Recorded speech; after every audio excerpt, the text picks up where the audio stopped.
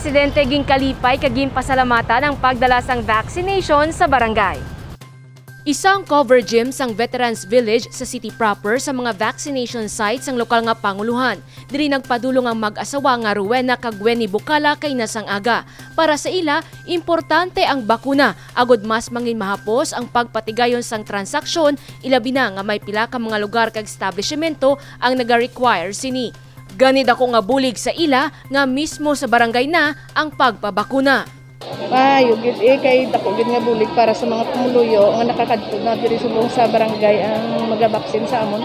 Sa mga wala pa nakapabakuna, dapat magpabakuna na kamo kay wala man kamo sang singhan nga batyagon gid nga pag-inject sa inyo maayo gid. Mas maayo kay para hindi na mabudalian ng mga tao, malapit na. Muna nang pinakamaayo gid nga ginimo. Si Jobert, ginkuha man ang oportunidad nga magpabakuna sa barangay. Importante ini para sa iya trabaho bilang security guard. Pero okay na kayo malapit na, hindi ka maglagaw-lagaw kung din pa Magluwa sa Veterans Village, may vax site man sa Barangay Concepcion City proper. Diri naman nagpadulong ang residente nga si Francis Emma.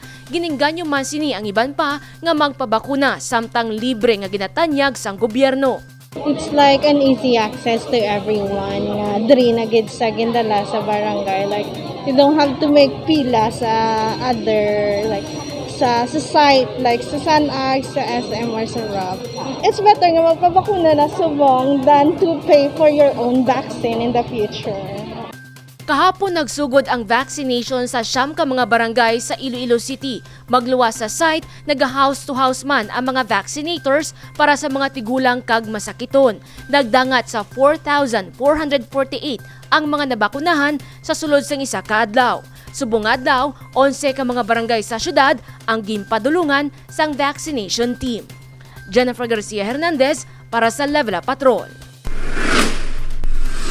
Kapin 13 ka kilo nga bulgan kag 8 ka kilo nga dorado ang nabunit sa Iloilo River.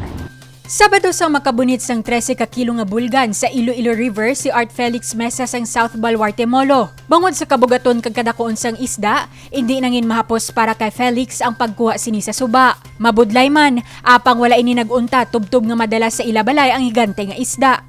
Bali ma'am, sang Friday pa lang ma'am, nagano ako da ma'am, nagapamunit na ako da sa Esplanade 3 ma'am, sa may skate park.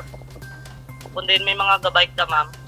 Tapos pagka Saturday, nagbalik ko sa aga, hasta lang ko mag-10 sang aga, wala gid may nagatuko. Pagbalik ko tapos panyaga, nanaog ko to sa dalom, nagtubog ko sa lutap. Kaya di may tubig pa sa dalom, ma'am, ara ko sa may mga dubungalon, balap-balap, mukundo mga koy gawin na bala ma'am. Dedigto ko sa dalom, nagtubog ko to sa lutap, na daw lapit na lang sa tuod ang lutap. Dito ko nagplastar. Sa kapila ko mag-iyaboy, ang paon ko mama, mo tilapia nga buwi. Sa pastayan nga buwi. Sa tilapia to nga buwi, dito sa nagtukob ma'am. Dako ang kalipay sini bangod sa amuman nga adlaw nagasaulog sang kaadlawan ang iyang asawa. Sang Friday to ma'am, galalain ako itong adaan ma'am kay birthday sang asawa ko sang Saturday ko to makuha ma'am. Di pagka Saturday to, birthday gito sang asawa ko.